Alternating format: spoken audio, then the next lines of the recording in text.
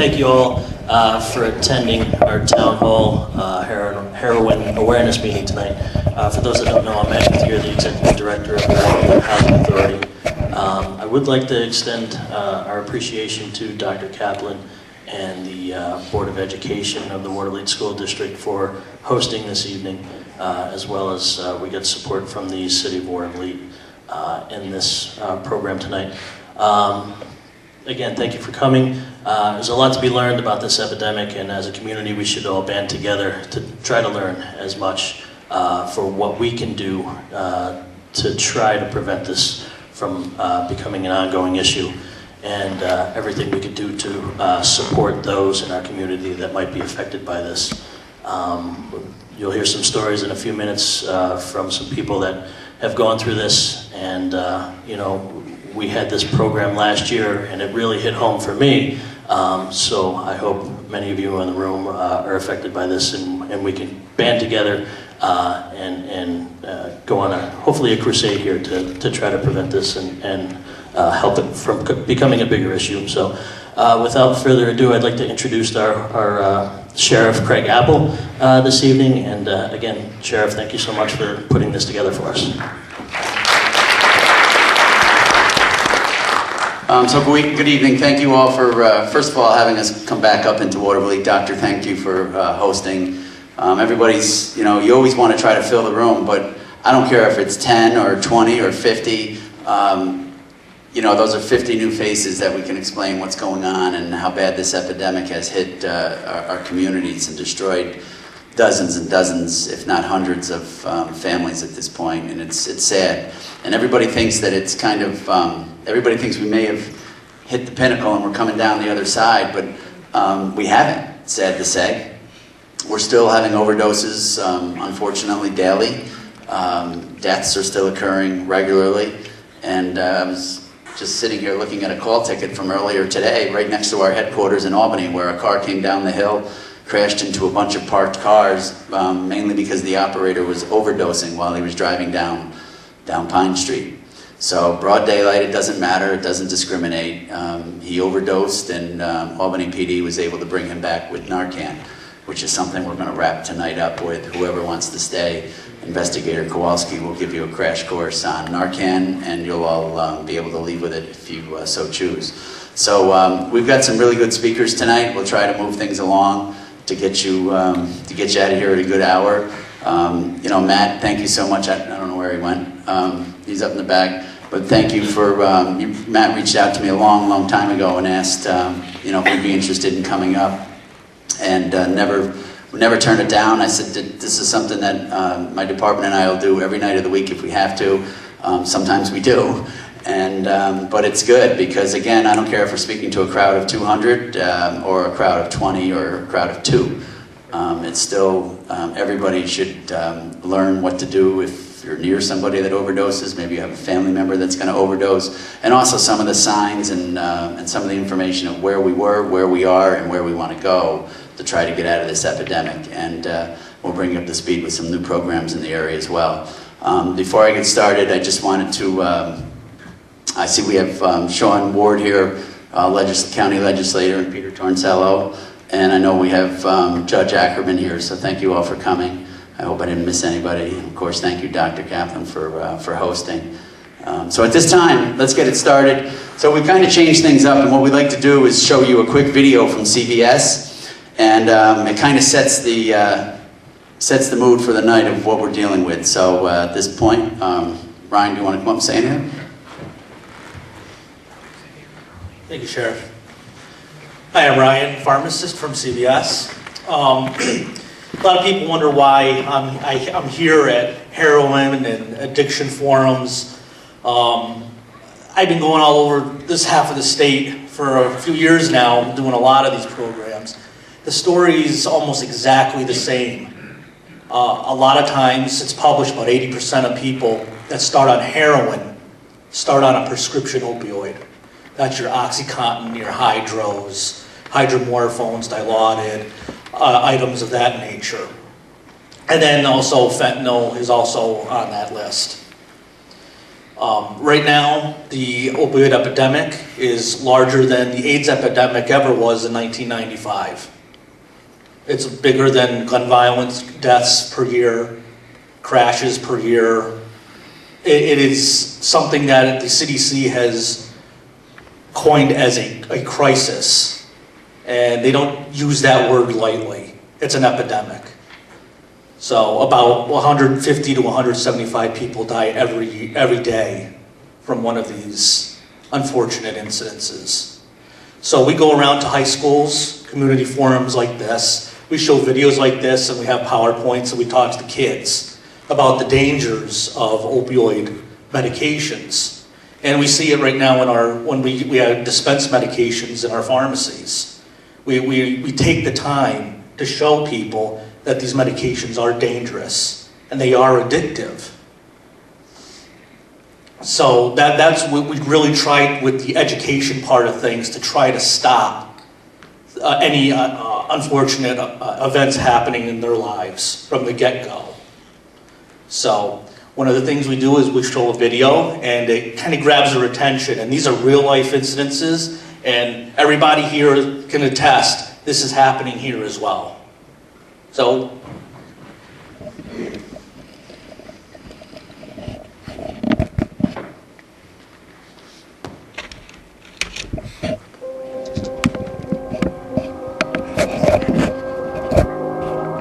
it just so happened I was going in to get some pizza, and I see my friend, he's like keeled over, he's not saying anything to anybody.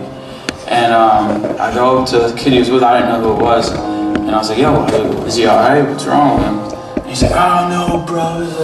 He's like, he took a whole bunch of something, I don't know. And I was like, well, what? He's like, I don't know, it was in here. And he held up and it was a pill bottle.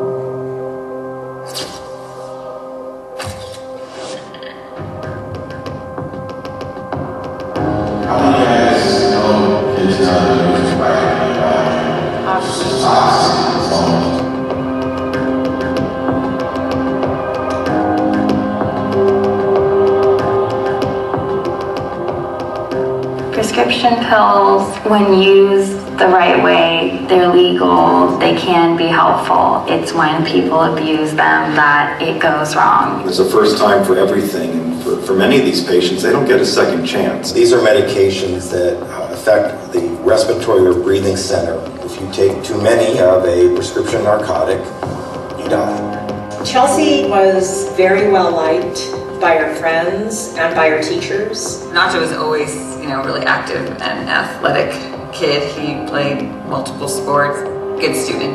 Aaron was the oldest of the boys. You could count on him. He was reliable and dependable. He was like that cousin. He was the one I would go to for help.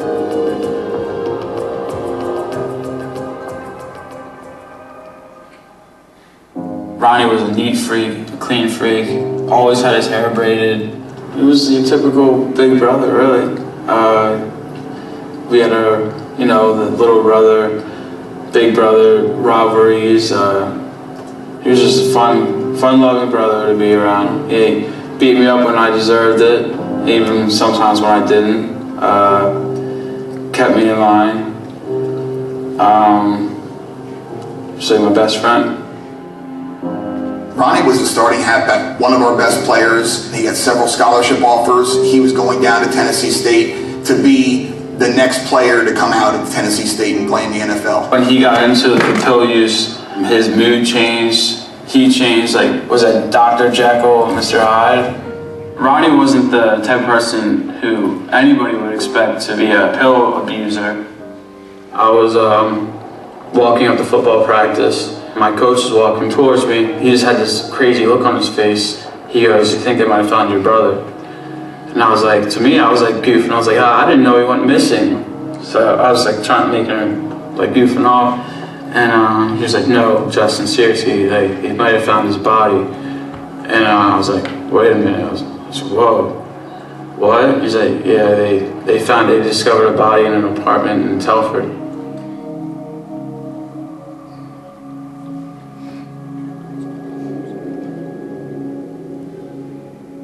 I grew up with a good home, a mom, a dad, and a little brother.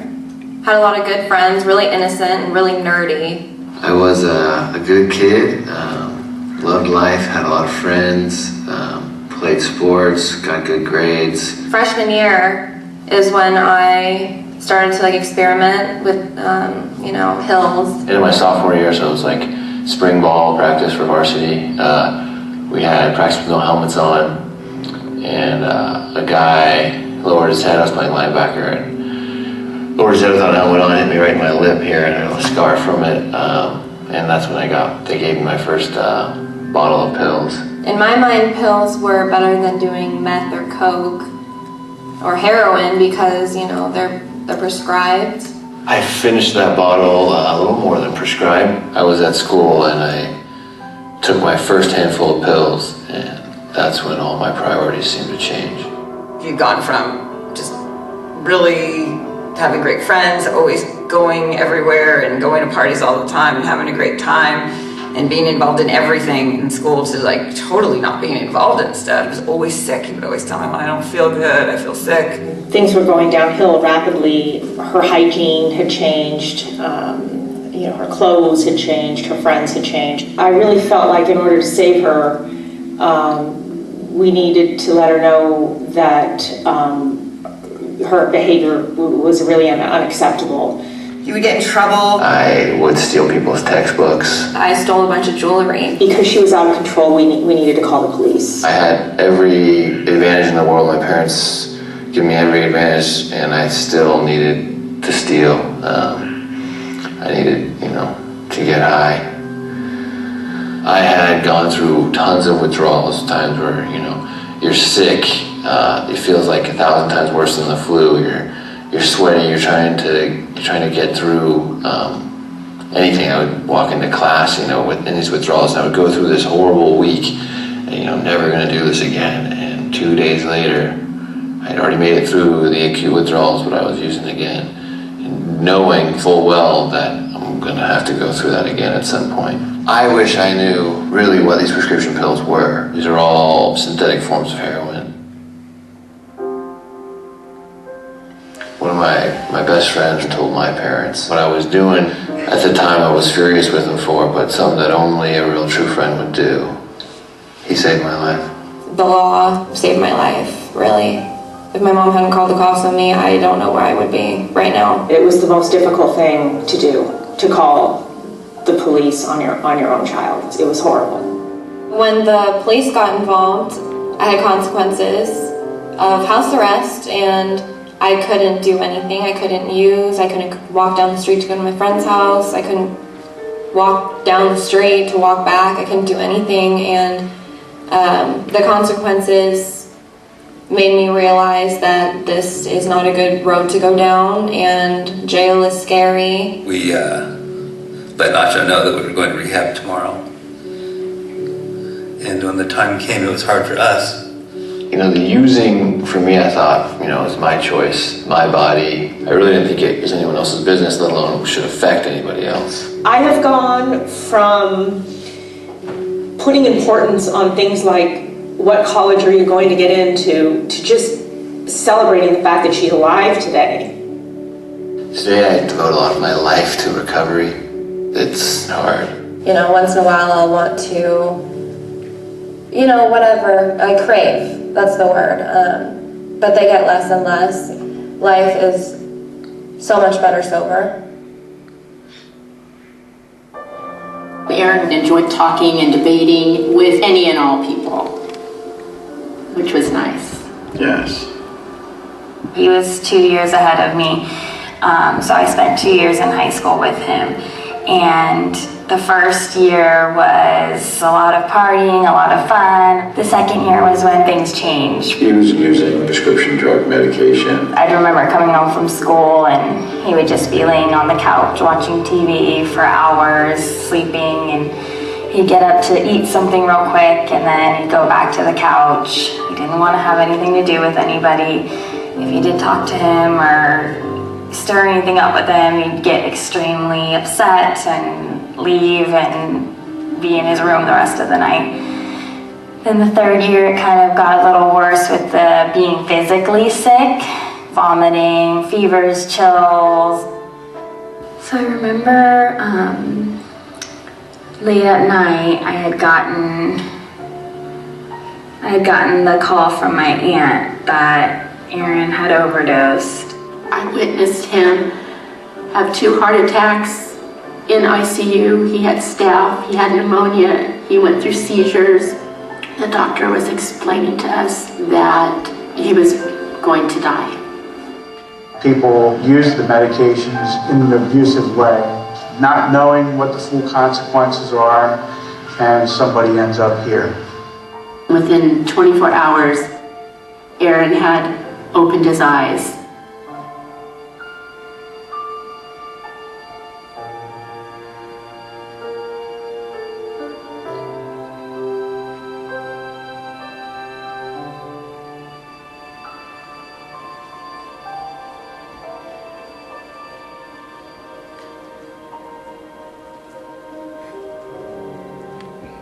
If you've never tried prescription pills, I recommend never trying them. And for those who are already starting down this road, good luck. If you can get out now, do it. Otherwise, it's a rough road. Did you feel like you were addicted, Aaron? 1 yes, 2 no. Yes. The car it's a 2006 Lancer Evolution. It belongs to my brother. He bought it after graduating from high school. I just carry on as like if he was still here, working on it with me. If my mom hadn't called the cops on me, I don't know where I would be right now. This is a condition Aaron will live with for the rest of his life because of his choice to abuse prescription pills.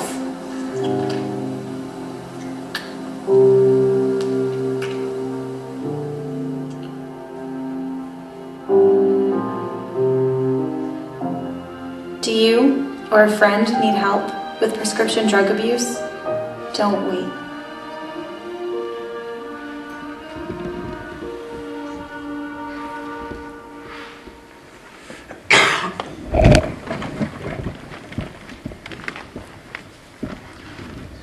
Pretty powerful stuff, huh?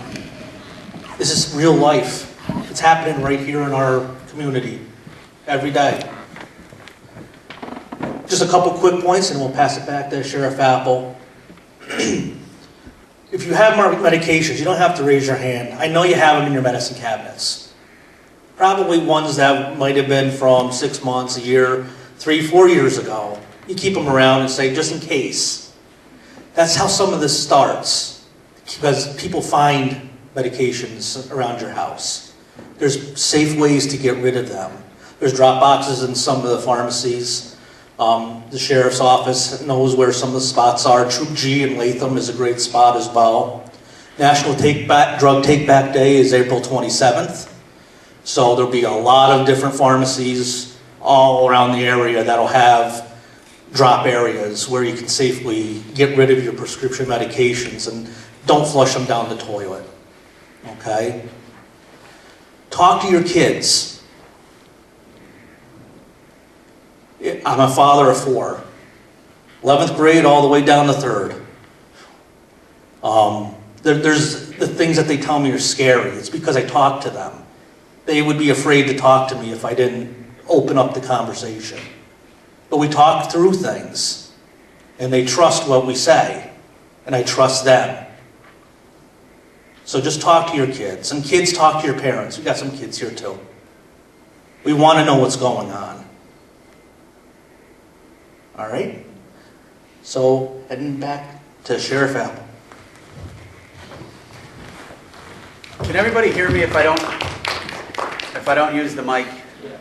Okay. Well, first of all, I neglected to acknowledge Charles Patricelli, who had us come up the initial time and who's nice enough to video us here tonight. So thank you very much.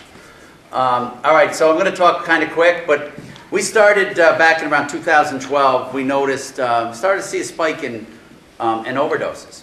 Now listen, heroin's always been around. I always said, you know, out there somewhere I've always envisioned a wheel of misfortune, and on that wheel was marijuana and crack cocaine and bath salts and methamphetamines and opioids. And if you think back, some of you may remember, some of you may not have been born yet, back into the 90s when crack cocaine was a big thing, right? And it kind of disappeared by itself. We didn't arrest our way out of it, but it just kind of vanished. But unfortunately, something else pops up.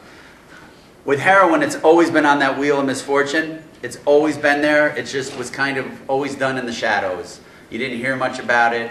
It was kind of, you know, nobody really wanted to deal too much with the people that were using heroin.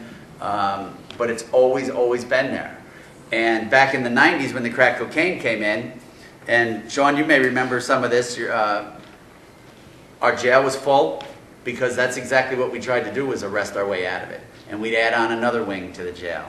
And we'd add on another wing to the jail. So now Albany County has a jail that will house 1,040 people with a population in the county of about 310,000.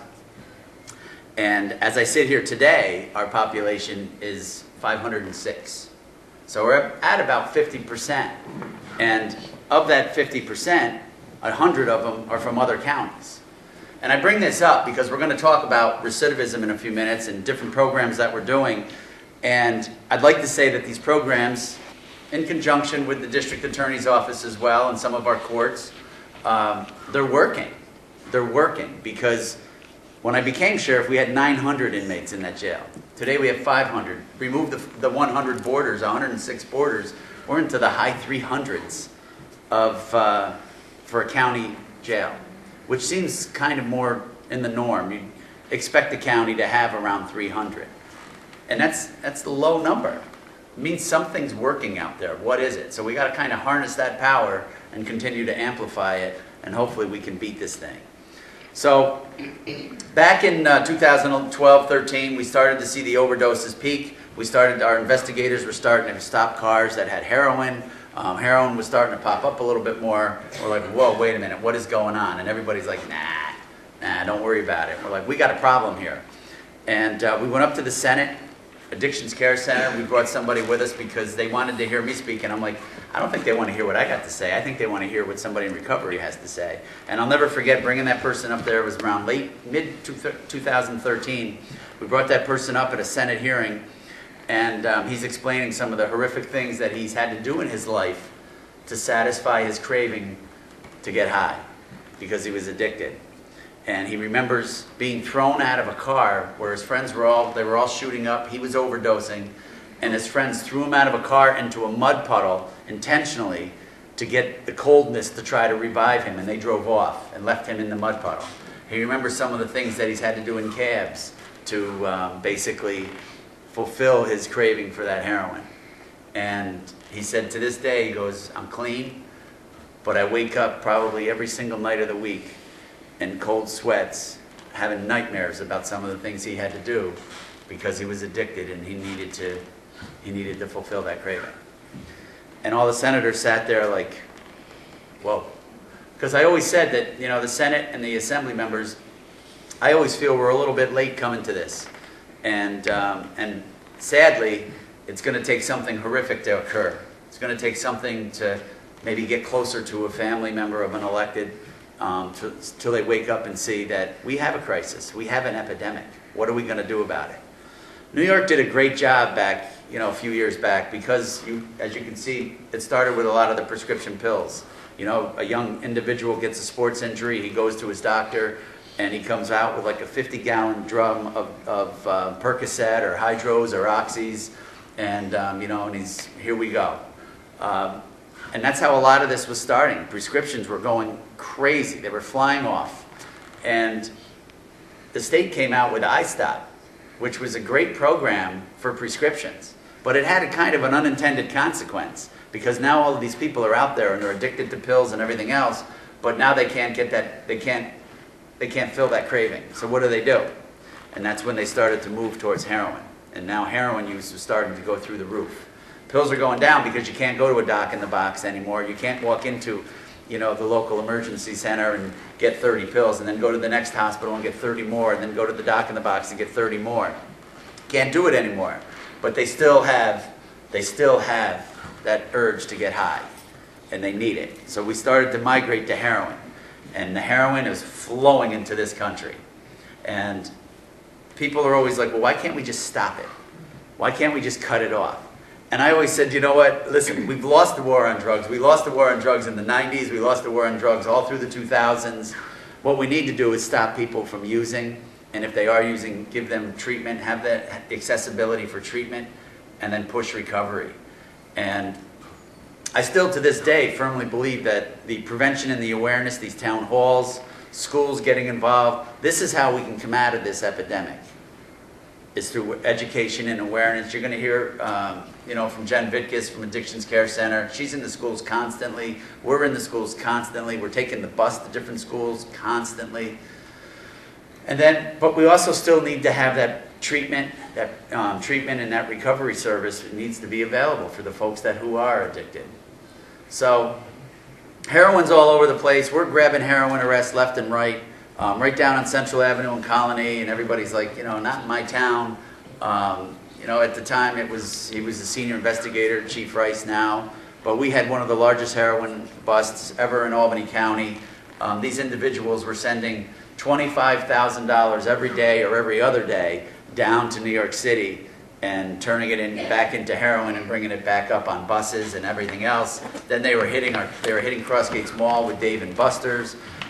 They actually got robbed at Crossgates, and so then they migrated into taxi cabs, and they were renting taxi cabs and taking it to schools, taking it wherever they could find young individuals, targeting them to get them on heroin, and we're off.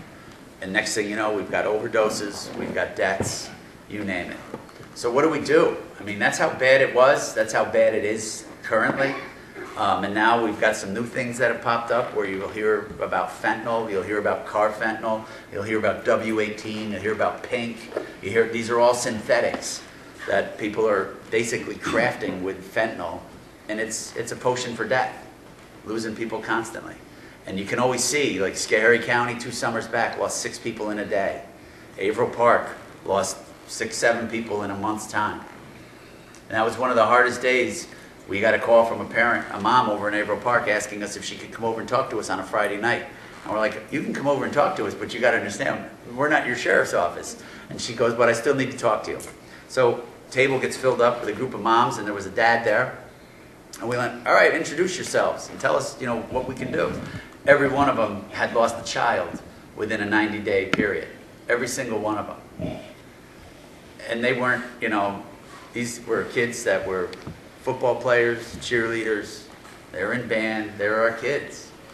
They weren't the bad kids that everybody talks about. Well, I kind of expected that. Well, I would never have. But it can happen to anybody. It can happen to any family. It can happen to any of us in this room.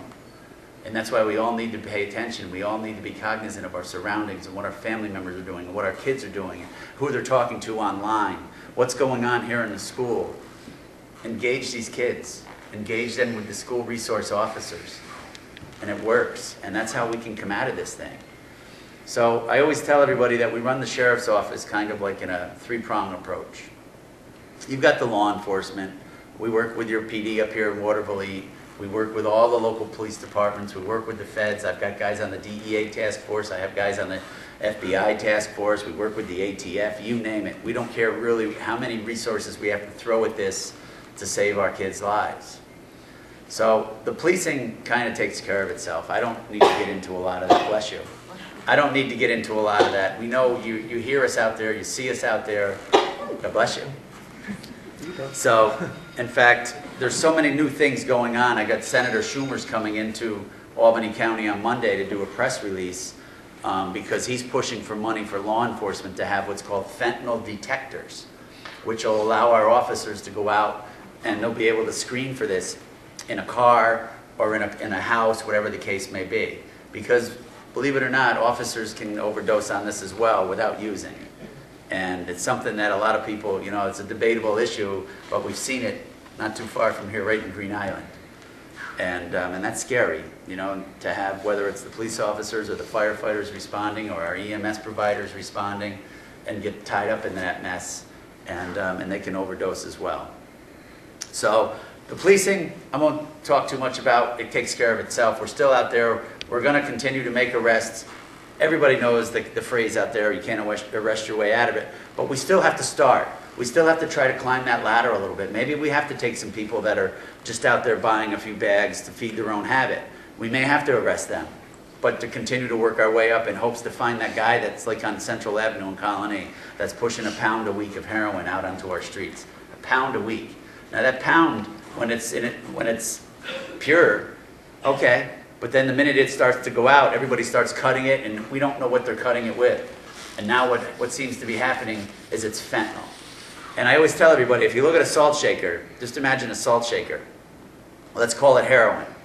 And then let's take a few pieces of salt, a few grains of salt, and throw it in at the next salt shaker. Let's call that fentanyl.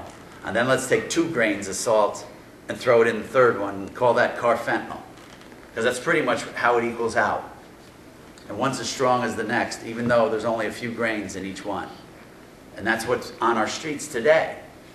Right here, we're constantly making fentanyl arrests. Actually, the heroin has almost been pushed to the side a little bit because this fentanyl is flowing in. It's flowing in from overseas. And I always say, when we make a quantity of fentanyl, and we make that arrest locally, I'm thinking to myself, if that's just what's in this little community, if that's just what's in Albany, or if that's just what's in Green Island, or Watervliet, or Cohoes, or Colony, how much of this is coming into our ports? It's got to be those big, huge metal containers just chock full of fentanyl coming in. So what do we do? How do we try to get a hold of this? And as I was mentioning, we run it in a triangle. And one point of that triangle is our law enforcement. And the other point of that is the prevention and the awareness. And these town halls are so important. Maybe this room isn't packed, but I hope some of you folks come out of here with some information that can save your family. And I'm sure that you will. We take that bus, we go on the road, we have kids come in it, we have young individuals. Where's Sal? There's Sal. You'll hear from Sal shortly. We take somebody that's in recovery and bring them with us and let them explain to the kids in school, I was you. I was the captain of the football team. I was the cheerleader. I was the whatever, National Honor Society. And I got an injury. And the next thing you know, I was addicted and I was stealing from my neighbor's house. And when my neighbor went to work, I'd go in there and I cleaned out her cupboard and I took everything I could find in there. And I got arrested. And the judge said, well, you're a National Honor Society student, you're a good kid, let's not mess you up, let's take a plea and get you out of here. And the case was sealed. But we didn't touch the addiction part. We didn't touch the addiction. So, boom, wait a few days, next neighbor goes, gets caught, and gets a 6 and 5 split, 6 months in the county jail, you do 4 months. But again, we didn't touch the addiction. And then it just magnifies, and that's what drives up our recidivism, and that's what we call people, you know, some folks will do life on the installment plan, because once they start young, if we don't try to stop them and get help for them and get treatment for them, they're in and out of that jail forever. I've been there for 32 years, and I still walk in there now, and people go, hey, CO. I haven't been a CO in 32 years. But people are still coming in and out. So those are the folks that we've got to target, and that prevention and that awareness, and get in our schools and talk to our kids. And you know what, I always tell everybody that there's no such thing as privacy anymore with your kids. Search their cars, search their backpacks, search everything. There's been schools, there's been incidents where people have gotten the gummy bears that were tainted with fentanyl. You know, I mean, there's so many horrible things out there. What are those little, I always forget them, Smarties? In the little clear plastic. Out in Binghamton, they were handing out Smarties that were actually fentanyl. That's going to kill you immediately. Especially if you're not a user, it's almost instant death. If you are a user, you're probably going to overdose still, and then hopefully somebody around you has the Narcan and can bring you back. So that's the prevention and the awareness. I can't drill that down enough. That's why coming into schools are so important for us. We'll go into schools constantly. I don't care if they're in Albany County, if they're outside of the county. If we're invited, we're coming up. And we take the whole group with us, and then we take somebody that's in recovery, and we have them talk about what got them here and what saved them, and what saved their life, and how many times did they overdose. So that's the second point. The third point of our triangle within the county is what we do at the jail, where we talk about treatment and recovery. And Albany County, about 4 years ago, we started, we didn't think there were enough treatment providers out there. People were calling us crying that their sons and their daughters needed a bed. They needed to get into some place or they were going to die. There just were not enough places out there. So we reached out to some of our local providers, Addictions Care Center, and said, we want to start a treatment center inside our jail. I have their undivided attention, so let's do something good with it. So we started what we call SHARP. It's the Sheriff's Heroin Addiction Recovery Program. And first day, we got 30 people in there. We maxed it out. And what we do is we have Addictions Care Center comes in every single day, and they provide professional KSAC counseling. And then what we also do is a lot of peer-to-peer counseling. And I think that's where a lot of people get it, because they can all sit there and share their stories. What happened to you? How did you get in here? What were you using? What works best for your treatment? And I think that's where a lot of people can help each other. And I think the peer-to-peer is sometimes as important to the KSACs. I know they get mad at me when I say that, Jim, but it's important that they can share each other's stories and kind of feed off each other. So that's what we were using. And I also had another component of it called Vivitrol, which is a non-narcotic. And I will say this, I was always against methadone and Suboxone. I'm like, you know what, this stuff gets smuggled into our jail. I've seen it as contraband. I've still seen people get sick from it. And I was always against giving somebody a drug to get them off of a drug. So we went with Vivitrol. And I think I sat here a year ago saying the same thing about the Suboxone and the methadone. And Vivitrol never really could get off the ground. Vivitrol is a non-narcotic. It's a shot that you get. You take a pill. If you have no adverse reaction, which I think the only adverse reaction you can get is an upset stomach, nausea. If you don't have anything, boom, you get the shot. It's good for 28 to 30 days. A couple problems with it, it's $980 a shot. So when you're an inmate, you get the first shot from free by the pharmaceutical company in hopes that you get released into outpatient treatment, and then the shots can continue under either Medicaid or your health insurance. Could never get the program running. I think to date, and I've had it for 4 or 5 years now, I've only had like 25 or 30 people use it. And I could never understand that. I'm like, why? So, but we still are continuing with all of our treatment and recovery. And then there's an individual in Albany named Keith Brown, and he worked at the time for Catholic Charities, which we have a partnership with. And that's where we get some of our Narcan from, and got to know Keith, and real dynamic individual, and he's pushing me and pushing me and pushing me to look at medically assisted treatment. And then I got an invitation to go up to Camino Nuevo, which is a local methadone clinic on Central Avenue. And day one, I think it was 450 people. 450 people went through the doors and were treated with methadone. And I'm like, geez, I guess maybe I really need to take another look at this. So I started to do a little bit of research. Keith was continuing to inundate my inbox every single day with evidence-based performance data indicating that medical assisted treatment, we need it. We need it in New York State, we need it in our jails, and this is how we can save lives. And then he started to explain to me that not everybody can detox the same. It's not a one-size-fits-all. You need to have other options. So in January, we became the first correctional facility in the state of New York, outside of Rikers Island. We became the first correctional facility to start offering medically assisted treatment. And we offer Suboxone and methadone. If you come in with a script, which was we went with 3 phases. If you come in on phase 1 with a script, we can continue that treatment. And in 60 days' time, 60 days, we were able to get 32 people into the program and out into treatment. So that's how I think we can continue to do it, with a multi-pronged approach of really pushing our prevention and our awareness. Listen, in a perfect world, we can just keep people from using, right? Probably not going to happen. So if we can continue with our prevention and awareness, keep our kids, let them know how bad it is, let them know the devastating effects of this, and get them off of it or keep them from using it. And then we also, if you are using, we have a way, we have an out. We have the medically assisted treatment. The Suboxone, the methadone, the naltrexone, it's working. And listen, I didn't agree with it. I was against it for years. But in 60 days, we were able to do this with 32 people. This coming Monday, we start phase 2, which will allow other inmates that are not coming from the outside with a script already. It'll allow them to get on the program if they come forward and tell us that they're fighting addiction. So we expect our numbers to expand exponentially. And again, this is a program, this is a very unique collaborative program that we're doing because we're doing it with Department of Health. We're doing it with Whitney Young. We're doing it with Oasis. We're doing it with Conifer Park. It's a whole, plus our medical provider within the jail. And it wasn't an easy step to do. But we're saving lives, we're preventing overdoses. And the other thing is, if we can provide this to you inside the walls of the jail, you'll have less chance to smuggle it in. You won't have to force a family member because you're crying to them on the phone to smuggle it in.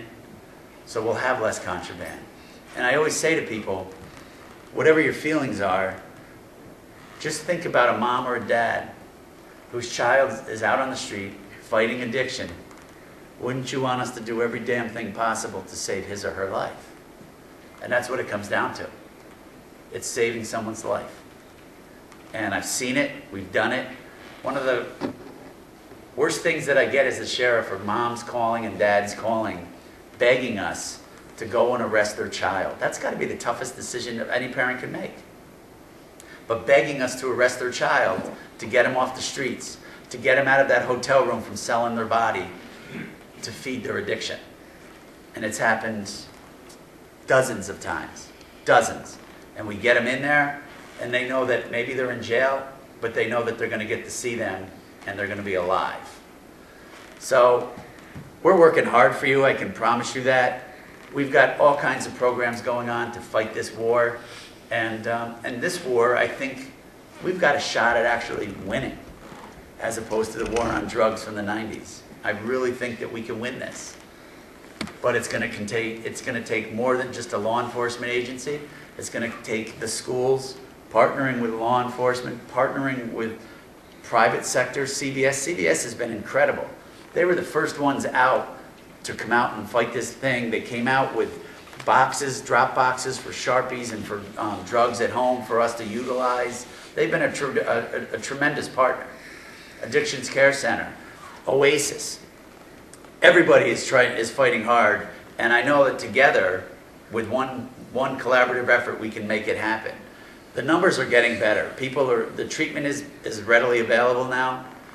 People on methadone or Suboxone, those numbers are going up, and hopefully we can maintain those levels and keep them from going out on the streets and buying some of the garbage that's out there, because we don't know what they're making. These people are making this stuff in their bathtubs, they're making it in their kitchen sinks, they're tweaking molecules, and before we can find out what it is, we've got a swath of death that came through a city or came through a town. I mean, what they call pink is nothing more than a mixture of fentanyl, and then they tweak a molecule a little bit to make it a little stronger or a little weaker, and if nobody dies, they make it a little stronger. And that's what the people want. We've seen people in cars at local convenience stores where the one person will shoot up with a needle and overdose and die, and the person next to them grabs that needle because they think that that's the best stuff out there. If it killed that person, it's got to be the best. And that's how sick some of these folks are. And then that's why I always say, and you don't think it's a disease? So I can tell you that we're working hard for you. Again, we've got treatment, we've got recovery services in the jail, we've got the prevention, we've got the awareness, we're doing town halls, we're out and about, and now you got this stuff that's floating around that hit us a little bit in the area, which is called gray death. It looks like cement powder. It looks literally like cement powder. You could go and buy a bag of Sacrete and it would be the same. But what that is, it's another concoction, just a deadly cocktail of fentanyl. We had one it tested with, it had silicone in it. I mean, they're throwing anything they can in there and selling it. And we had one person overdose and die in the jail. We've had people come in with it that was secreted inside of them, and they wanted it inside the jail. There's a lot of crazy things out there, folks. And some of these folks will do whatever they have to do to get their hands on it. So I can't say enough, and I can beg you to talk to your kids, talk to your family members, pay attention to what they're doing, pay attention to who they're talking to online. A lot of this stuff can get shipped right to their house from overseas, right to their house, and you never know it. They're mailing it right to houses. that's how bad it's gotten. So it's really come down to paying attention, questioning, checking cars, checking lockers, bringing dogs in, whatever the case may be. We have dogs run through schools constantly in search of all these drugs, parking lots, whatever the case may be. All it takes is one kid to bring something in, and you could have several overdoses in your school in a morning's time. So I don't want to scare you, but that's what's going on out there. We have people in bathrooms and rest areas shooting up, snorting, smoking, whatever the case may be. That's why we tell everybody, be careful, check your surroundings, make sure you wash your hands, see what's going on in your community. So, at this point, I'd like to call up Sal. Sal's 25 years old. Sal grew up in Clifton Park. He attended Shenendehowa High School where he excelled in sports. He graduated in 2011. He's here with us tonight to share his personal journey on how his experimentation with alcohol and marijuana and in his early teens led to his addiction to opiates. Sal wants to share his personal journey on how the disease of addiction can happen to anyone and affect all areas of your life. And Sal has overcome many obstacles. And here he is to tell you about his recovery. Sal?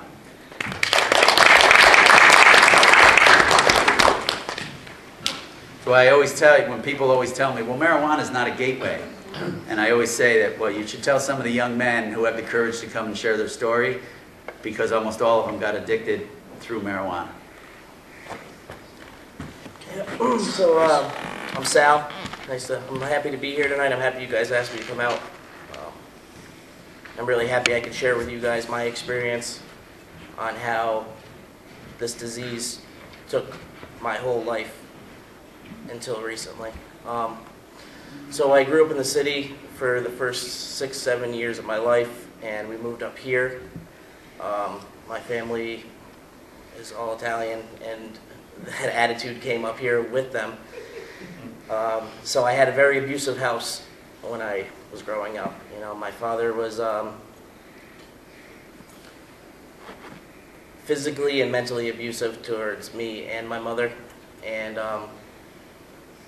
that happened every day for about 6 years. I had to come home and wonder if it was going to be like a decent day or a terrible day. And, you know, I learned to live with it. As terrible as that sounds, like I became used to it. And it didn't matter what I did, you know, like I always used to act out at school, and that's because I never really got the attention at home. You know, I never really had a parent that I really felt comfortable with. You know, like my mom has always been there, but she had to deal with him as well, so it was very difficult to, you know, find a common ground. And, you know, I played sports. I played basketball my entire life. I went to Shen, and, you know, like I was the captain all 4 years, you know, and that didn't matter either, you know, because when I was 13, my mom found out my father had another family. He was having a relationship with another woman, and, you know, they had a child as well, and it was difficult for me to handle that, but at the same time, it was really easy for me to handle that, because that meant that I didn't have to deal with him anymore, you know, and that also meant that I could do whatever I wanted. And, you know, I always acted out with, you know, just being mean to other people, or, you know, basically taking it out on other people the way that it was taken out on me. And I know that's not right, but that's, at that time, I was just a child, you know, I didn't really know what was going on. So when he left, I had that relief, and I also, within a month or two, you know, I started to drink for the first time, you know, and when I drank, I didn't drink to have like a casual drink, you know, it was like, I drank and I was drinking a lot, you know, and it wasn't fun. I didn't think it was fun, but for that time that I was doing it, like I didn't have a care in the world, you know, and that was the first time I could honestly say where I actually felt comfortable. You know, I felt like it was, like you know, like a 13-year-old needed to take the edge off his life, You know, as crazy as that sounds, that's what my mentality was. And within that year, I started to smoke weed, you know, and I always said that, like, the party didn't really ever stop with me. You know, I had friends that were people that didn't drink or smoke yet, and I found new friends that did, you know, and that party didn't stop ever. You know, it was a daily thing. And, you know, at that point, I had friends that were using too, and those friends just became people that had money, and, you know, I started to buy a lot of drugs. You know, I used to buy a lot of weed, and I would sell it to other kids.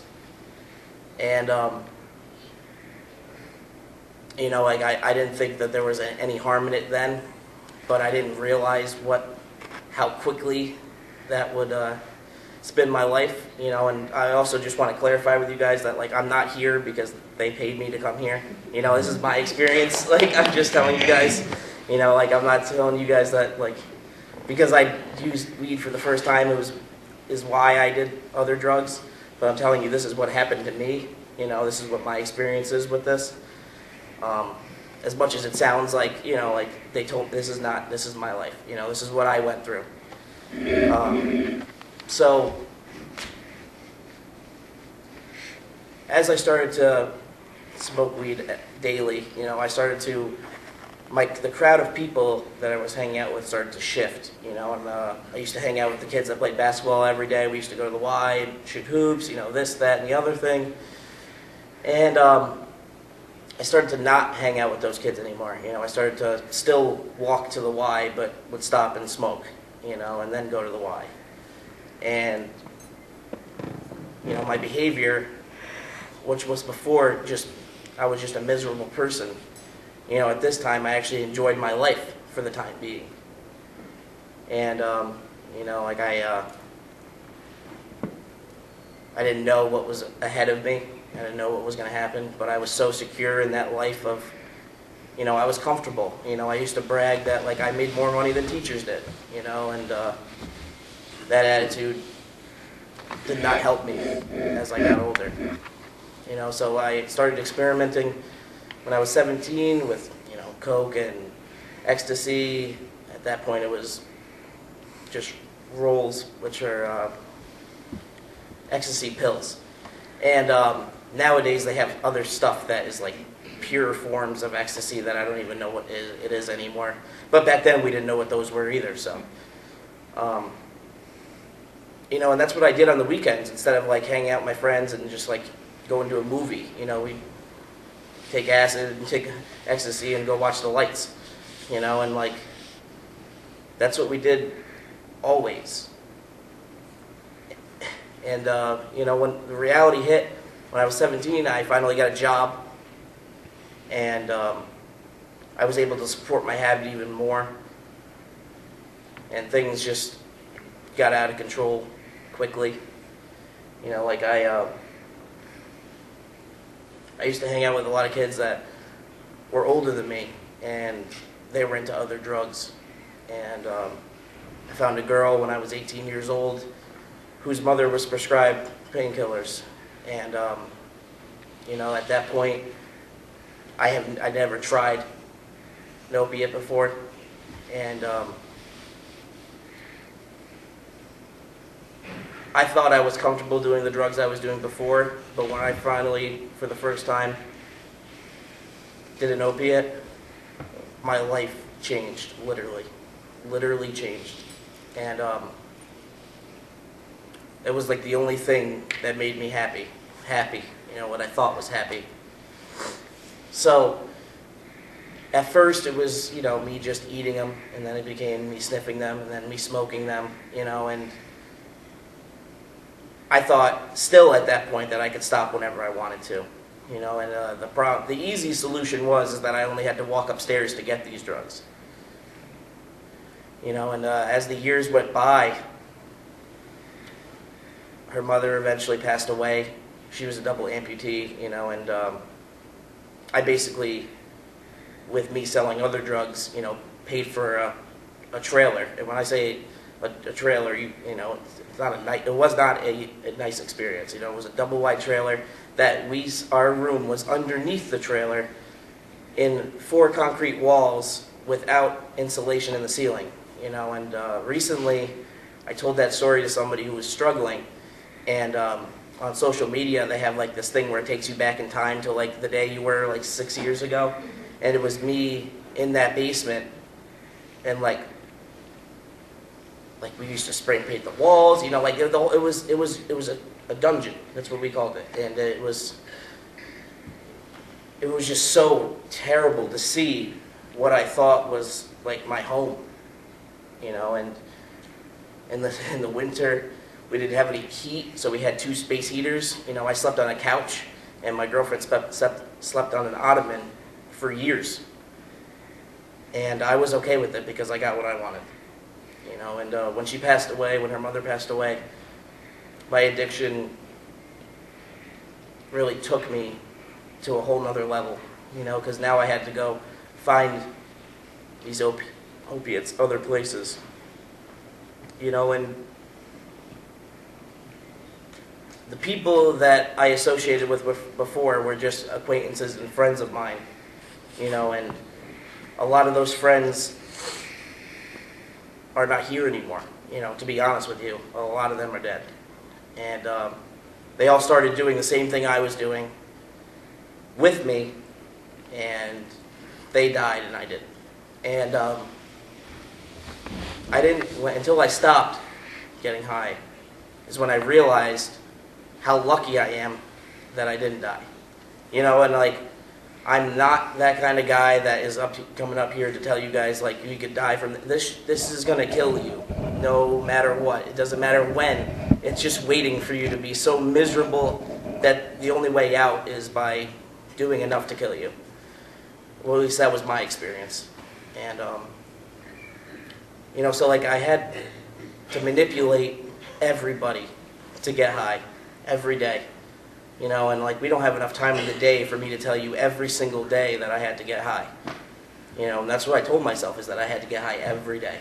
You know, and I would wake up sick and achy, throwing up, you know, and I wouldn't care. I'd have to keep pushing through to get high. You know, and like I had to associate myself with some people that were not nice people, you know, like, and I'm sure that the county sheriffs know and everything like that. I used to have a friend that would press his own pills into painkillers, and then he'd press them with whatever the hell he wanted to and sold them. So I could only imagine what I was doing. You know, I could only imagine what other people were doing.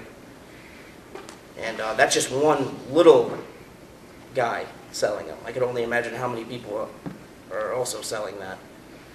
You know, but my addiction, my disease really took a hold of me, and I started to steal from everybody. You know, when I say everybody, I mean friends, family, acquaintances. You know, I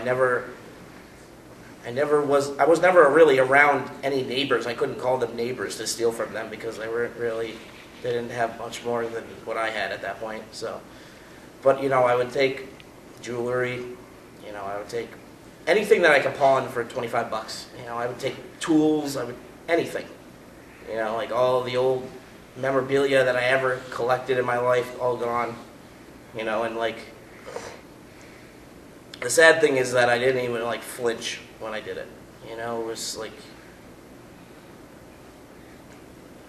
my grandmother's dead, and my mother had to go to Italy to get a lot of her belongings, you know, and while she was away for 14 days, like I broke into the house and stole as much stuff as I could. And you know, like she called me when she got back, and I remember that vividly, of how much stuff I took, and still for that brief second being like, what are you talking about? Even though knowing, like, we both know what happened. You know, and like this happened every day, where I would have to find somebody else to manipulate or lie to or just steal from, you know, and eventually you just make new acquaintances, and you manipulate them, and they manipulate you, and you both end up getting high, and like my life was miserable. I stopped caring about everybody and everything. Like I had a relationship that our mutual interest was drugs, and that relationship lasted for 6 years off drugs. And it wasn't until she cheated on me one day, and it was like the first time I've actually ever been cheated on. And I was like, what happened? Why would you do that? And she was like, it was the only way I could see myself from getting away from you. And at that time, like, my heart broke, knowing like I had become exactly what I didn't want to be. And at the same time, like, now I could use double the drugs.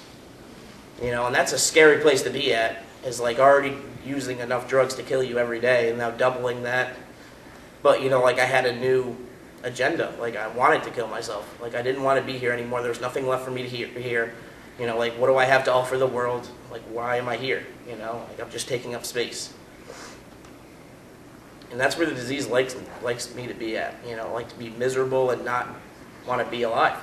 That's where it really just burrows its way in and just lets me sit.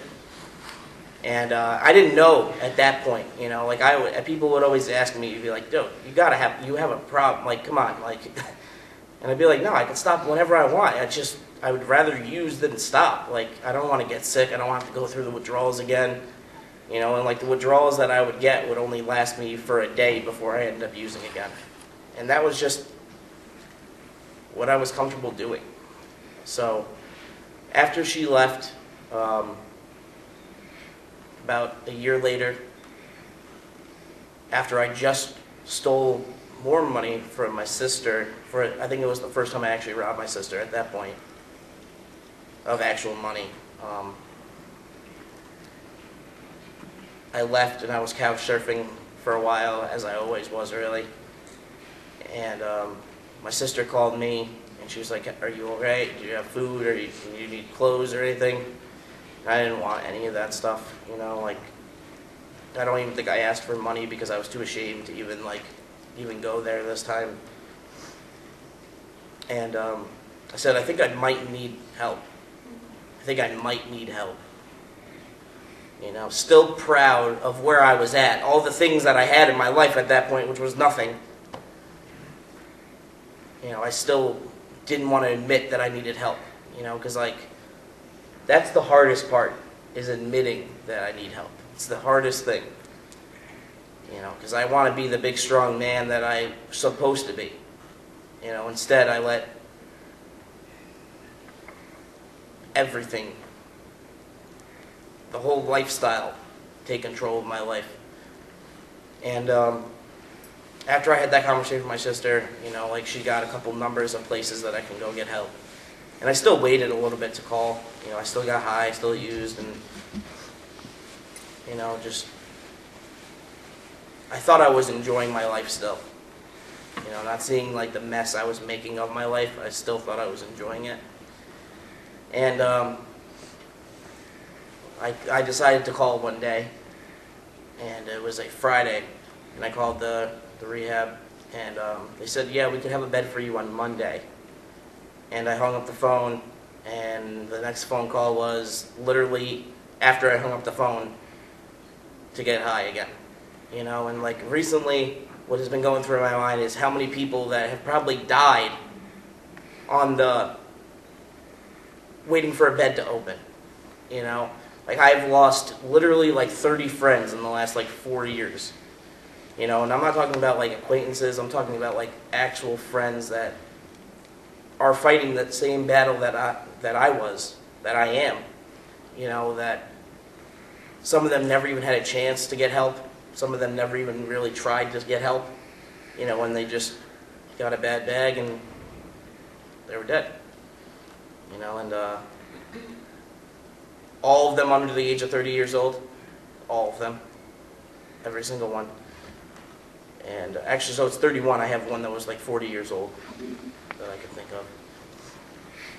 So like, I got high for another 2 days, and then on Monday, thank God I woke up, you know, and I still wanted to use one more time, you know, so I got high on the way to rehab, you know, and like I walked into a rehab, and they were like, you can't smoke here, you know. Of course, that's all I cared about was like, if I can't smoke, then I'm not going to rehab. Like, that's all I cared about, you know, like how self-centered and like just like my mom for the first time saw me after like 9 months that time, and I was gonna leave because I couldn't smoke cigarettes for 28 days. You know, like I wanted to die and I didn't know why, but I was gonna leave because I wanted to smoke. And you know, I went outside to smoke a cigarette and really think like, what do I have to lose? Like what else could I possibly lose right now? Like how much worse could this get? You know, and like at that current time, like I wasn't willing to take that risk. You know, so I walked back in, and thank God I did, because like I was greeted by people who were patients at the time, who told me that they did exactly what I did. You know, and they used and they lived to use every day, just like I did. And for the first time in my life, I actually felt like the safety net of like, not like a drug, not the escape of a drug, but like people around me that actually understood what I was going through without me even having to say what I'm going through. You know, like people actually understood where I was at. And in there was 12-step programs that came in on the weekends, and one guy came in and shared his story, and he gave me hope for the first time that I didn't have to use ever again, and that we can do this together. You know, like I don't have to do this alone. Like I could choose to sit at home by myself and just go to work and be miserable, you know, like, and eventually probably drift back off, you know, but I don't have to do that. You know, and that person that came in was also at the second meeting I went to. And I was waiting for my ride, somebody that isn't an addict, who was running late or whatever the excuse was of just being a normal person. And that person waited with me for like 35 minutes. And I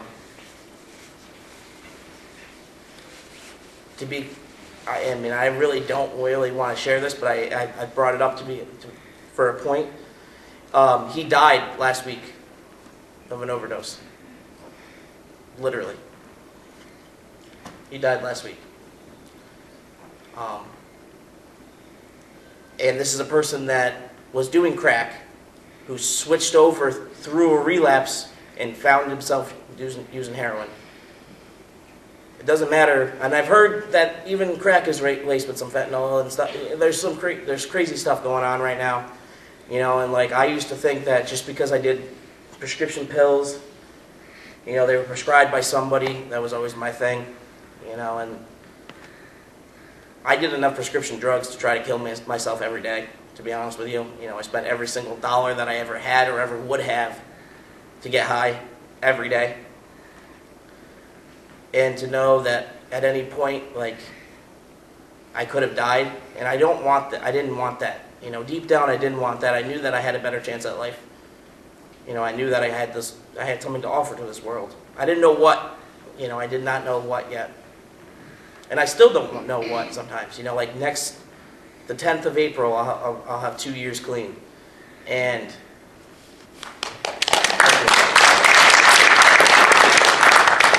but like, I'm not telling you that for applause. I'm telling you that because just because I'm coming up on 2 years clean does not mean that I have this,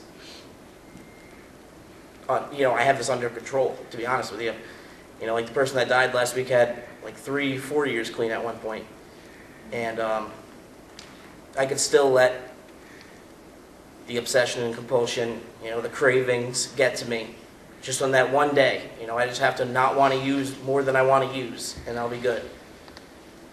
And like every time that I even for a second hear or think about using, like I always think about like how miserable and how just terrible my life was.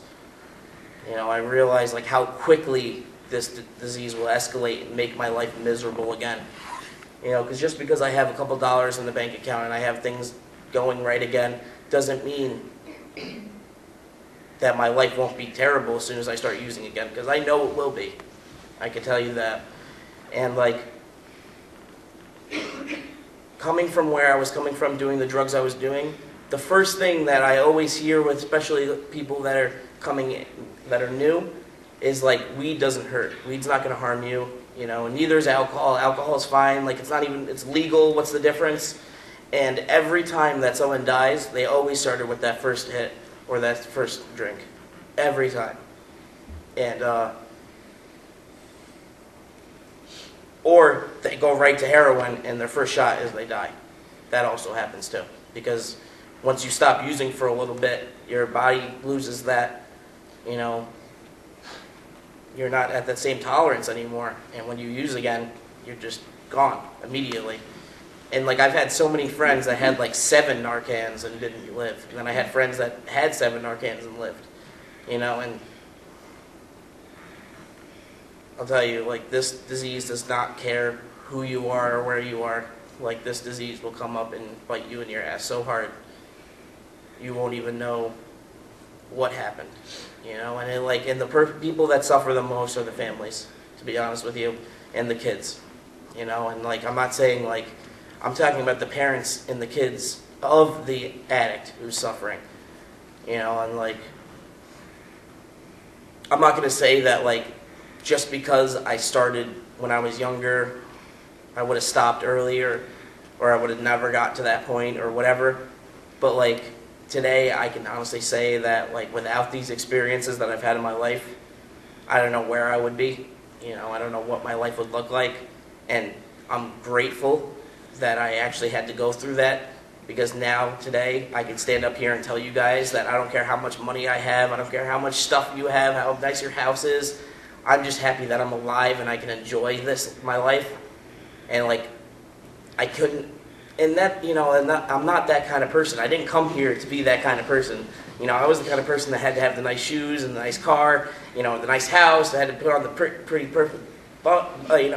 girlfriend, everything. I needed to have all the nice stuff, you know, and now it's totally different. Now I'm just happy to be me for the first time, you know, and actually discovering who I am.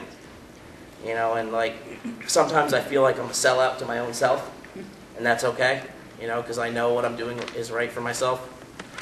And, you know, like, I really am so happy that you guys are all here, because, like, just like me, just like my family, they were all looking for answers, but they didn't know where to turn. You know, like, I never knew that, like, I can get help if I asked for it. I just assumed that I was going to die miserably. You know, so without a community coming together, like, it's just like anything in life. Like, if we're not unified, like, people are going to get lost. You know, like, without tight knit, it's going to all fall apart. You know, so I'd like to thank everybody for being here tonight, and thank you for letting me. Does anybody have any questions for Sal, real quick? Yep. Sal, if you think, did you end up graduating high school, if you don't mind me asking? So clearly you're articulate and you're smart, that you were able to work through all that, and thank you for your courage too, for standing up here. So at any time, did any of your teachers pick up on anything? Yeah. I didn't care. Like, that was the thing that always, if I would got in trouble in class, they would have sent me to like in-school suspension and stuff, and I would have liked that even more, because then I get to sit alone by myself. You know, I get to eat lunch and play on the computer. You know, I had friends everywhere. I'd made friends with the teachers and everything, so I just weaseled my way through life, you know. So, like, was there anything any teacher said that mattered? No. That they could have done? No. Recently, I saw one of my teachers at Panera Bread, like a week ago, actually. And besides the fact that I gained weight, she was like, "Oh, you look good."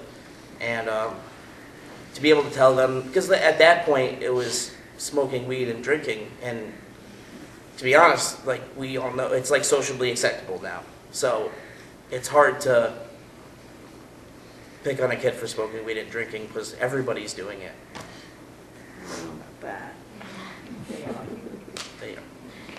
No, I mean socially acceptable.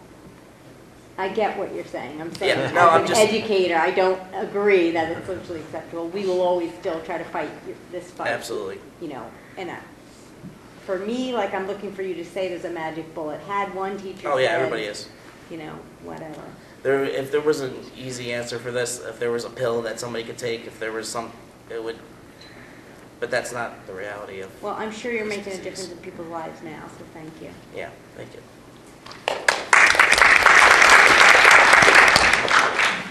Okay, our next speaker is going to be Jen Victus from the Addictions Care Center of Albany. All right, well, that's going to be really hard to top, everybody. I'm actually so glad that Sal was here to speak tonight because he's going to reintegrate and resonate my presentation because I have to start with being in prevention. Prevention is such an important component to what we're talking about tonight. We have to start these conversations young, as early as kindergarten. And our youth are still abusing alcohol and marijuana. People don't wake up and say, I want to abuse heroin, I want to be a heroin addict. It starts with alcohol, it starts with marijuana. So I want to kind of go through a couple of the current trends that we're seeing out there in our schools and in our communities, and then talk a little bit about what are some prevention tips and some statistics that we can deal with, and then looking to see what are some support services that are available, because we are always looking for answers. And if we're family members that need answers, we have support services that we want to help with. So new insight to a common problem. You know, consider 23 million Americans suffer from an addiction. That is a huge number, and that number is growing and growing. The sheriff talked about, you know, we think we're almost kind of coming out of this cycle, but we're not getting any better. We're starting to talk more about it. We're starting to break that stigma about that conversation about surrounding addiction, but we still have a long ways to go. And in order to make that happen, we have to understand that addiction is a chronic progressive disease that can potentially be fatal. And it changes the way the brain structure operates. And Sal's presentation was perfect about sharing about how, you know, he could be hanging around with somebody that he thinks, okay, you know what, they're only using this amount, but he might go and try something different and it might not affect that one person the same way it affects somebody else. So it's a brain disease. It is preventable, but most importantly, it is curable. So a little bit about New York State. Here we're talking a little bit about our residents. 2.5 million in New York State suffer from a substance use disorder, and that includes gambling addiction. We can't forget about gambling addiction. It's a piece of, you know, considering what addiction is. But 1.8 million people ages 12 or older suffer. Those are our adolescent students that we're talking about today. These are our kids suffer a substance use disorder. So we want to talk a little bit about how we can combat that, especially with our younger youth, how we can actually have those conversations early on so this number does start to dwindle. And 90% of all our substance use disorders begin in adolescence. Perfect with what Sal talked about. 13 years old, trying marijuana, trying alcohol, thinking it's no big deal, everybody's doing it, but it does lead into something more dangerous, more productive, and more harmful. So some of the current trends that we're going to really breeze through today, because we don't have a lot of time to talk, but you know, talking about alcohol, still the #1 easily accessible drug that a youth can get. Easily accessible, marijuana, prescription drugs, heroin, and then Ann is going to talk a little bit more in depth about what vaping is and our marijuana vaping ends. But one of the hugest things right now that as educators, that especially going to schools and talking to our youth about substances, vaping is at the forefront right now. So Ann's going to spend some time tonight to talk a little bit more about that in depth. But just know, if you hear about the word vaping, not the safe thing to do. So #1 choice for adolescents, we know it's easily accessible, beer, wine, alcohol, liquor. Kids are still using it all the time. They think it's socially acceptable. We don't want to think that because we know a lot of accidents can happen, a lot of dangerous things do happen with alcohol. 31% of our seniors reported binge drinking in the last 2 weeks. That's back from a survey 2 years ago that we did with our high school population.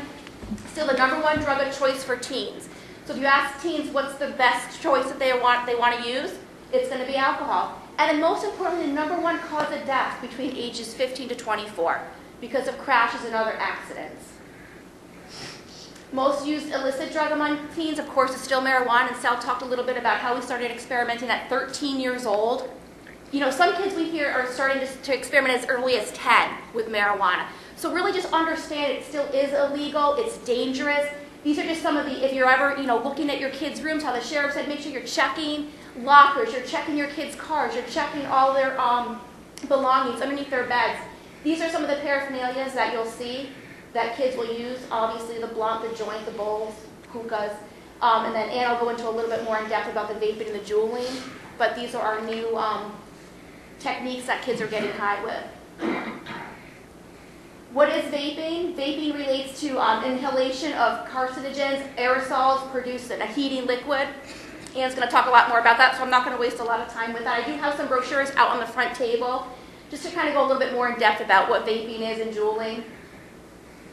Can't forget about inhalants. You know, it's still a current trend. It's not considered a drug, but kids are still abusing these chemicals to get high. You know, we've heard about inhalants back in the 90s that kids were using.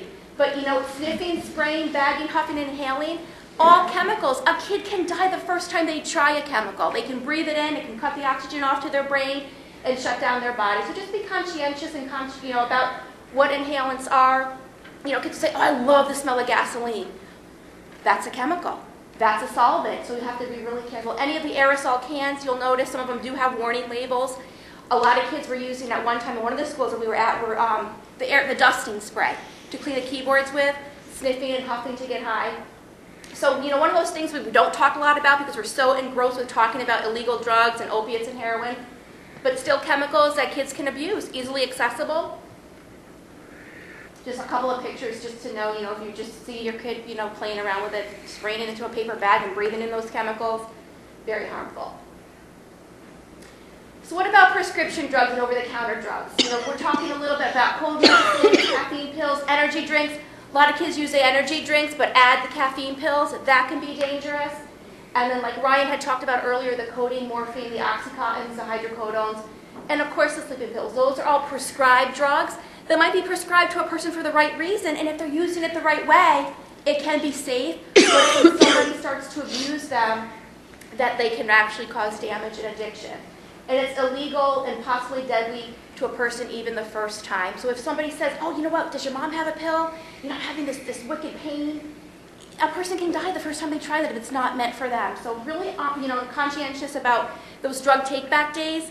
Really take advantage. If you do have a prescription in your house and you want to get rid of it, take advantage of those drug take-back days because it does help get these products out of our homes and we don't need them anymore. Despite what teens think, abusing prescription drugs is not safer than misusing illicit drugs, and I think we heard a lot about that from the video too, about how kids just think, okay, because it's prescribed, it's safe. Well, it's prescribed to a person for a specific reason, not to another person for that reason. So, you know, really being conscientious and having those conversations about understanding what prescriptions can do and why they can lead to addiction. And most importantly, why prescription painkillers or opiates can lead to heroin abuse. Really important to know that. Those opiates can lead into heroin addiction. Sometimes, you know, people will start with pills. They have a hard time accessing those prescription pills. Heroin is so much easier to find and cheaper to get. So, of course, that's why that switch happens so quickly. So next to marijuana, the most common illegal drug teens are abusing are prescription medications. We did talk about that. 1 in 5 teens has abused a prescription drug. So having those conversations and making sure that they understand like what the dangers are, why are we talking about this, what can happen, and you know really taking advantage of above the influence, you know pushing that video on and sharing those resources. It's so important. The state, the OASIS, the Office of Alcohol and Substance Abuse Services has great resources that I'll share at the end, where you can pull up, you know, videos, you can pull up, you know, outlines on how to have that conversation with that age-appropriate conversation with your child about what questions to ask. So it's so important to have that. 90% of all the adults with drug or alcohol problems started before the age of 15 and half before the age of 18, I'm sorry. So remember, that early onset, that experimentation of marijuana, alcohol, prescription drugs leads into something more dangerous. 140 people die on an average day in the United States. I'm sure this number has gone up from when this was put out because we're not getting any debt. We're not, you know, we're going up, we're not coming down. So we still really have to focus on this. So opiate deaths in 2015 jumped from 895 to 1,100. So just see our jump, we keep jumping. So what is prevention? Why do we talk about prevention? Research has shown that every dollar spent on prevention services in schools achieves a savings of $7 in areas of substance abuse treatment programs, law enforcement programs, judicial system costs, and not to mention the wider impact it has on the young lives and their families. Prevention builds self-esteem and self-awareness in a child. We talk about different ways for them to identify how important it is to believe in who they are, developing self-esteem skills. You know, prevention education is all evidence-based programming, so we're going into schools doing programs that have been researched, that are evidence-based, have shown to provide results, to be effective, to give the kids the teaching tools to be able to combat these issues, because drugs are not going away. Our kids are going to have these peer pressures to have to know how to keep themselves safe, how to make those choices that are going to keep them away from these substances. So really building that, developing what healthy habits are, and really looking for safe, trusting people to really help them find and make those good choices. So for example, we do programming as early as kindergarten that's literacy-based, focuses on substance abuse skills, but it also develops resiliency skills. So teaching kids how to, you know, if we have situations in our lives that are devastating, how to have the ability to bounce back from that situation and have those skills and have those people that they know that they can safely talk to help them feel safe and good. And really, you know, combating what these pressures are going to be, because, you know, we have to teach how to have refusal skills. Kids are going to be asked to try things, so we have to know how to have those strong skills to keep themselves safe and protected. So some prevention tips for adults and parents: of course, have that open communication, like Ryan talked about with his kids. Develop that communication style. Develop that with your kids. Talk to them about the dangers. Don't sugarcoat it. You know, tell real life stories. If addiction runs in your family, don't be ashamed to talk about it. If Uncle Jimmy, you know, has an alcohol problem, share the reason why he's not around all the time. You know, if your brother or sister, you know, just be honest and be open. Kids, you know, disapproval of substance abuse is the key to preventing drug and alcohol abuse. So giving your kid that message about, you know what, I don't want this to happen to you. I heard the story about a young guy who, you know, had all these things going for him, and he tried drugs. If you just don't try it, we always tell our kids, if you try, don't even try it, not even the first time, you don't ever have to worry about becoming addicted. It's never going to happen because you've never tried it. Be involved and engaged, and we all know that this is sometimes easier said than done because it's hard to do everything and be everywhere that our kids are, but, you know, parents who are involved and engaged, the parents that are here tonight, this is showing the reason why you're here is because you want to keep your kids safe. You want to know those signs and those symptoms and really the conversations to have. Prevent the misuse of prescription medications. If it's in your house, if you're done using it, if it was prescribed for a surgery or prescribed for an injury, if you don't need it anymore, take it back. Take advantage of the drug take-back boxes. Just get it out. And like Ryan said, do not flush it down the toilet. So some of the resources here, you know, New York State Oasis, www.oasis.ny.gov has a plethora of information, free information for educators to use, for, you know, sports educators, anybody that wants to bring in videos, brochures, all this good stuff. Talk to Prevent. The Combat Heroin is a new campaign that they're using.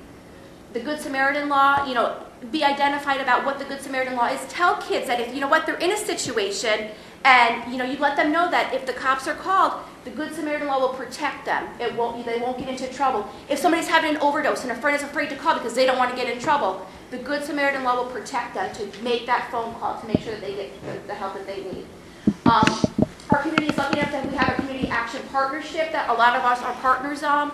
We develop a youth summit. We put a youth summit on every year. This year going in is going to be our second year. So I put some information on the back table. Anybody and everybody's welcome to come to the youth summit this year in October. But get on the community partnerships website. It links to a whole bunch of different treatment providers, a whole bunch of different prevention providers in the local area. One of the great things that we're proud of is, you know, of course, our prevention programs, but also our addiction and recovery family support navigator programs. This is a program that, you know, if a family member is struggling with understanding what addiction is, having the answers to talk to them about how do I get my loved one into a treatment program? They're not ready for it yet, but I need to understand what addiction is. Our navigators, and we have one, Dan is here tonight to talk if anybody has any questions about, you know, not really, maybe not knowing if your loved one really is ready for a program, but our navigators will help navigate that system for you to get you into that right area. And most importantly, to keep you well, because it's really important for you to be, as the loved one, you know, to have wellness programs. So, current trends, stuff is still out there. People are still, you know, youth are still using marijuana and alcohol. They're starting with those gateway drugs. It leads into, of course, you know, some stronger, more potent things that we heard about. But just remember, prevention is the key. The more we talk about this, the more that we come out and do community outreach programs and forums and community events, the more word that gets out there that addiction, you know what? It's not a dirty word. It happens to any one of us at any given time, to any family member it could happen to. It could strike anybody at any time. So just understanding how to talk about that and really having that open mindset is, I think, how we're going to, get our way out of where we are right now. But most importantly, talk to our kids and be open and honest. Thank you. And I'd like to welcome up Ann. Okay, our next presenter is going to be Ann Lawton from the St. Peter's Health Department. She's going to talk to us about baby. We've got to get this. Thank you. So my name is Ann Lawton. I'm the community outreach nurse for St. Peter's Hospital. I'm actually an oncology nurse. My specialty is cancer care, and that's how I came to start talking about tobacco. The thing that I have in common with the rest of this program tonight is addiction. Ooh, look at that. So again, I'm a nurse. I'm also a CTTS, which means I'm a nationally certified tobacco trainer specialist. And I teach a class on a regular basis at St. Peter's Hospital, helping people stop smoking. And I also travel to multiple schools to talk about vaping. That is the big thing right now. So this is what an e-cigarette looks like. And let's stop right there and we'll talk about all the different names. There's e-cigarette, there's Juul, there's vaping, there's all kinds of names for it. But this is pretty much what the average looks like and how it acts. You have a liquid. That's a liquid mixed with flavors and nicotine. It's got a heat source, and by puffing or inhaling on the mouthpiece, it activates the machinery and you get to inhale. And what you're inhaling is not water vapor. That's what everyone tells me. It's just water vapor. Guess what, folks? Water vapor is when you put a pot of water on the stove and you boil it. That's water vapor. What you're inhaling is aerosol. An aerosol is a suspension of fine solid or liquid particles in a gas. It's different. These are what some of the products look like. The most popular, I should probably stay off the stage. I'm super clumsy, but I was propelled. So you'll see there's Juul, there's Blue. Blue is probably the first one that came out, but you can see it comes in multiple colors. There's hundreds of products out there on the market right now. Some of them even look like toys. So these are the ingredients that you typically find. And nicotine is the addictive drug that's in both cigarettes and e-cigarettes. And when people say, well, some of them don't have nicotine, I will address that at a later point, but it doesn't mean that they're safe just because they don't have nicotine. Nicotine is the drug that causes the addiction. Typical level of nicotine in a cigarette is 1 milligram per cigarette. A pack of cigarettes has 20 cigarettes, so therefore it's 20 milligrams of nicotine. When you start looking at the Juul and the Blues and the other vaping products, you'll find that the level of nicotine in those products range from about 21 milligrams all the way up to 43. Some of the other products that are found in this is diacetyl and propylene glycol. They're used as a binding product. Both have been studied in ingestion, meaning you can eat these in very small quantities and it won't harm you. But it's never been studied in inhalation. They're binding, as I said, they have to do with flavor. Diacetyl is mostly known for a disease called popcorn lung, and that is something that it was called popcorn lung because microwave popcorn factories were using this in their flavorings. People were inhaling this. They were getting air trapped in pockets, and it was affecting their breathing. Therefore, they called it popcorn lung. They now have some state safety standards in place for these factories. Artificial flavorings. What I tell the kids is a strawberry is a strawberry. Strawberry flavored Jolly Rancher is what? Chemicals. It's not a strawberry. It's not good for you. It's made up of chemicals. So the Lord only knows what chemicals you're getting in those artificial flavorings because the FDA says they don't have to tell you. Distilled water doesn't sound so bad. Vegetable glycerin also is another binding product. Propylene glycol, does anyone know what that's similar to? It's not the exact same thing, but it's very similar to. Does anyone know? Antifreeze.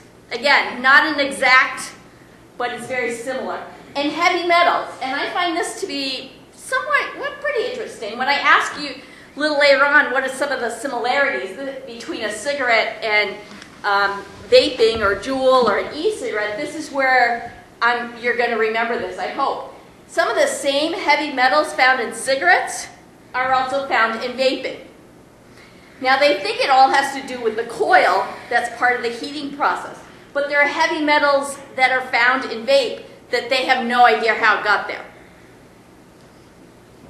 So again, this is not regulated.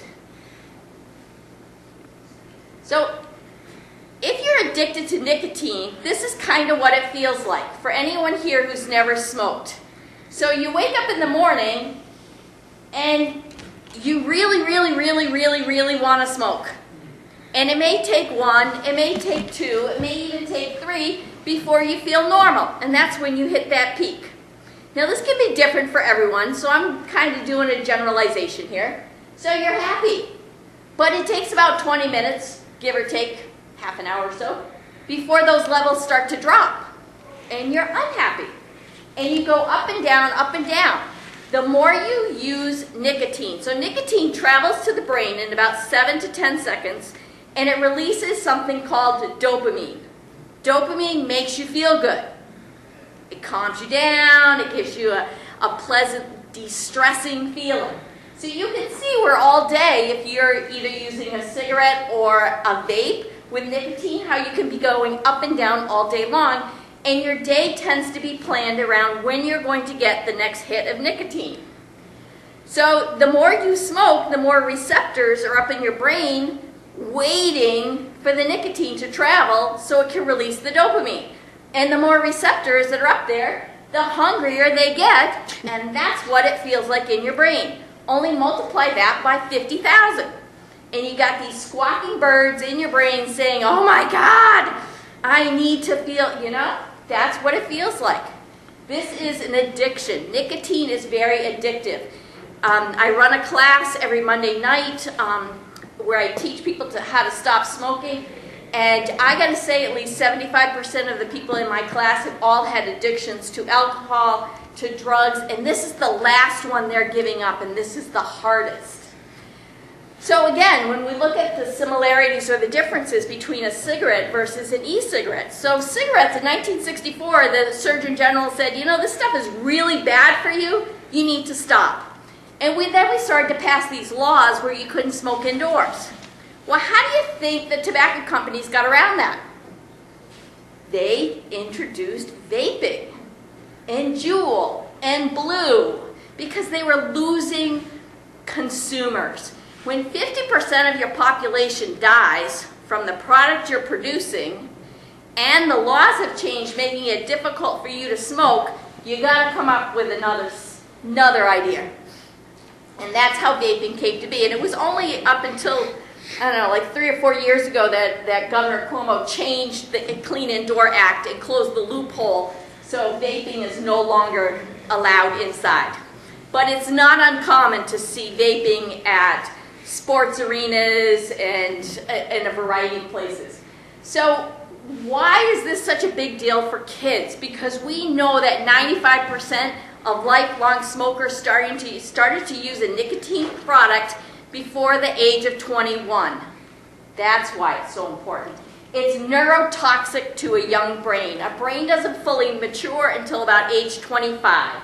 So you introduce nicotine to a young brain and it disrupts the brain circuits that control attention, learning, impulse control, and mood.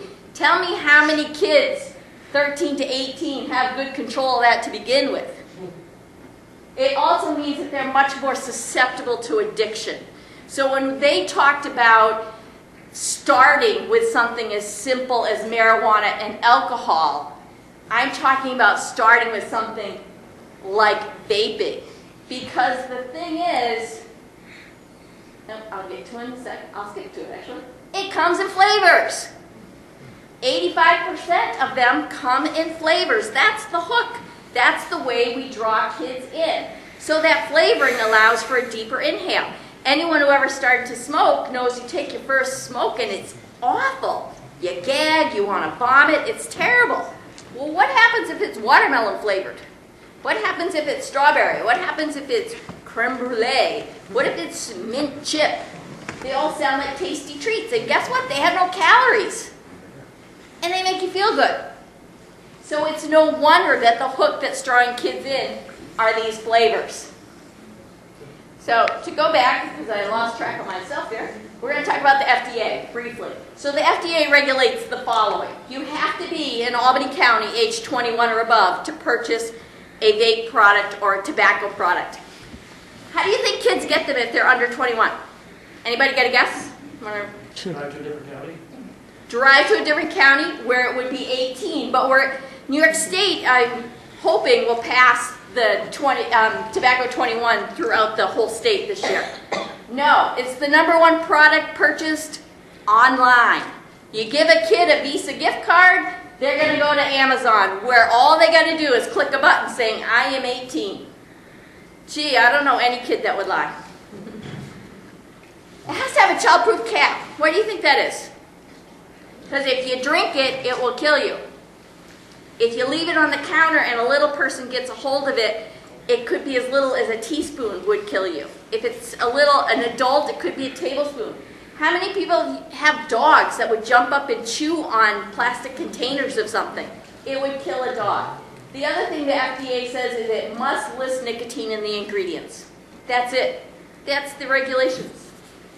These are what's not regulated. The product standards and the ingredients. A lot of these products are made overseas, in China. There's no factory standards in China. Not the way there is in the United States. And it's cheaper labor. So a lot of these products are being made in a factory that doesn't have clean standards. You have no idea what you're getting. You could be getting a small amount of nicotine in this one, and the very next product you could be getting a large amount of nicotine. We don't know. They can market and package this any way they want. And if any of you have seen the blue in particular, there's a beautiful woman lounging in a blue satin dress. The nicotine levels. You don't know what's in them. We know what they tell us is in them, but we have to study them to find out the real stuff. So it used to just be 21 milligrams of nicotine in one pod, one vape product. But then they came out with nicotine salts, and that actually has 43 milligrams, and that's the Juul product. And flavors. So flavors in cigarettes. Anybody remember when there used to be flavors in cigarettes? No? A couple of you. Now all there is menthol. They made flavors in cigarettes illegal. Do you know why? Because it attracted youth. So now what do we have? We have vaping products and all kinds of yummy flavors. And that is not regulated. So, my big 3 questions that I want to ask you. How are e-cigarettes similar to traditional cigarettes? They both have nicotine. Secondhand smoke is bad. It's bad whether it's a cigarette, it's bad whether it's a vape machine. It contains heavy metals. It's full of all kinds of ingredients that we don't even know. We don't know if it's good for you health-wise or not. It could be very dangerous. It could not be as bad. How are they different? That's one of the ways. We have hundreds of years of information about cigarettes and how bad they are for you. We know it kills 50% of its users. We know it's directly associated with cancer, which is how I got involved in doing this program. So we know it causes cancer. We know it causes heart disease. We know it causes COPD. We know it can affect your eyes. It actually can affect every single part of your body. E-cigarettes have only been out about 5 years. We don't have the health knowledge behind this. So I'm going to ask the parents here, how many of you would be willing to offer up your child to be a research contestant in this fancy game of vaping? Because really that's what the tobacco industry is asking you to do. So how many of you are willing to offer up your child to be a study, a research study, to see in 20 years, you vape for 20 years, then we'll tell you all the bad stuff that it does to you, because we don't have that health literature right now. So, and my third question is, if we didn't have the knowledge about the health problems that would come with vaping and e-cigarettes, should it have even been allowed on the market? And once again, why are our children being the ones it's tested on? So you notice I didn't have any numbers up here. No statistics, no numbers. That's because it changes every day. This is an epidemic. This went from 5 years ago to hardly anybody using it, to now, the latest number I read was like 35% of, and I don't even think that's accurate. I've taught at multiple schools throughout the district. I've taken a lot of surveys, and I keep getting 45, 46%, and those are the kids being honest. This is an epidemic. This is a real health, a public health problem, and it's only going to grow until we really stand up and say, you know, what are we going to do about this?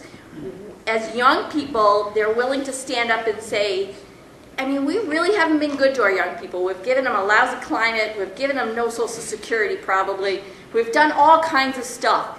But we haven't, you know, we have to recognize this. And kids have to stand up and say, we don't want to be your tests on this. This is the actual law. So, for instance, do you think you can smoke it at a football game? Vape at a football game? You can't. It's illegal. Can you vote? Can you vape on school grounds? No, you cannot. It's illegal. Can you vape at a college? No, you cannot. It's illegal. Can you vape at a hospital, in the parking garage, in your own personal car? No, you cannot. It's illegal. So this is the actual law. Most people don't realize it. And what isn't listed up there, and what I beg of you, please, if you know somebody who's vaping, do not let them throw it out in the garbage. It's toxic, hazardous waste. It's not going to break down in the ground. It's going to stay that way. And if there's nicotine left in it, it has the potential to hurt someone. So what can you do? This is something I've gotten phone calls about for the past 6 months. Well, what can we do? My son or daughter are highly addicted to vaping, and I don't know how to help them. Guess what? I don't either. And I'm nationally certified, and I don't know how. Because none of the drugs that are available for adults are approved by the FDA to help kids. There's nothing. There's no nicotine patch. There's no nicotine gum. There's no lozenger. There's no Chantix. There's no Wellbutrin. It's not approved by the FDA. Am I right?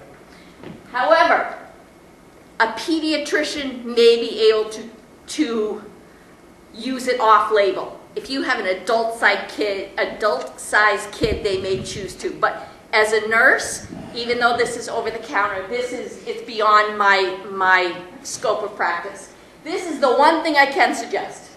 You text that number, you put in quit, and you get a daily reminder not to vape. That's it. I don't have any other suggestions. It's behavior modification. That's it.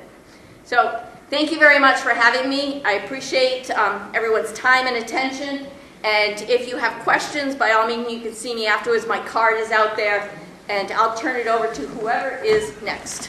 Okay, so that basically concludes our speakers portion. If anybody has, the speakers will be out here if anybody has any questions. The next portion is going to be Investigator Kowalski is going to talk about Narcan, so if anybody wants to stick around and be trained in Narcan, you'll get the kit afterwards.